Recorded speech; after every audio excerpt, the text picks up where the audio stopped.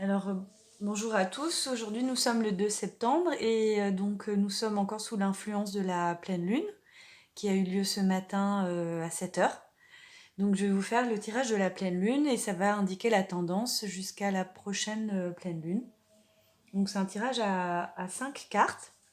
Je vais le faire avec le Magicus ce soir. Donc, on y va. Je vous explique au fur et à mesure quel est ce tirage de pleine lune.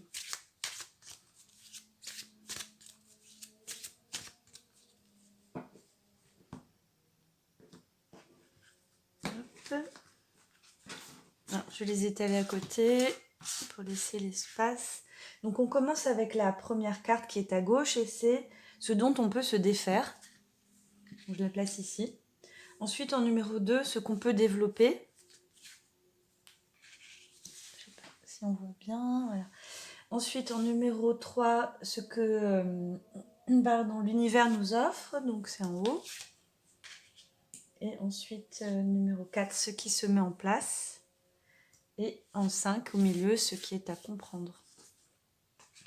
Voilà. Donc je commence. Donc ce dont on peut se défaire. D'accord. Alors là, on a la Dakini, élever votre vibration. Donc ce dont on peut se défaire, c'est une carte très haute, très spirituelle. Donc c'est justement se défaire de ce qui nous empêche d'élever notre vibration. Tous nos poids, que ce soit des poids émotionnels, mentaux, tous nos blocages. Donc vraiment essayer de se débarrasser, on va dire, de nettoyer tout ça.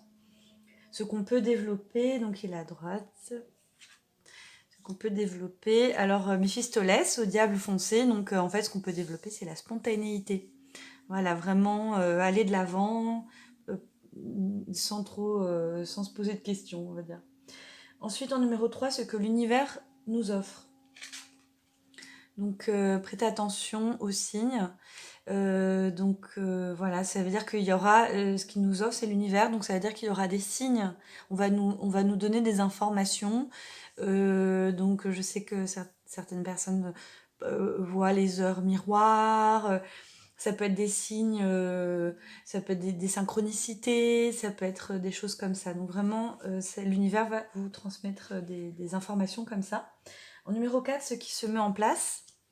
Je sais pas si vous voyez bien ce qu'elle est en bas, alors je vais remonter un petit peu. Donc là, ce qui se met en place, c'est compliqué. Alors, Dame du Lac, ça veut dire que la mise en place, elle va être pas forcément très fluide au début. Là, on est voilà, Dame du Lac. Ça peut ne pas forcément parler de relationnel, hein, mais ça veut dire que la mise en place sera pas forcément très simple.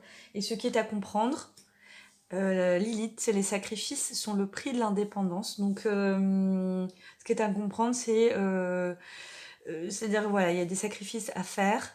Il y aura des sacrifices à faire. Ça peut recouper avec justement peut-être laisser partir des relations toxiques, des choses comme ça. Et puis voilà, ou des ombres, des choses qui nous encombrent justement pour gagner en indépendance. Donc c'est aussi en indépendance intérieure, hein, c'est-à-dire il y a une forme de libération dans la carte de Lilith. Donc en résumé, ce dont on peut se défaire, c'est tout ce qui nous empêche d'élever notre vibration. Ce qu'on peut se développer, c'est notre spontanéité, la mise en action, aller de l'avant, écouter ses désirs et ses ressentis aussi. L'univers va nous aider en nous envoyant des signes. La mise en place sera... il ne faut pas s'inquiéter si c'est un peu compliqué. Évidemment, parce qu'on va aussi lâcher peut-être des relations, des choses du passé. C'est pas s'inquiéter que ce soit pas facile. Hein. Mais finalement, ce qui est à comprendre, c'est que c'est notre cheminement vers l'indépendance, vers la réalisation de soi. Lilith est un archétype très puissant, beaucoup de pouvoir et d'intégrité voilà, sur cette carte. Voilà, j'espère que ça vous a parlé et puis à bientôt pour une prochaine vidéo.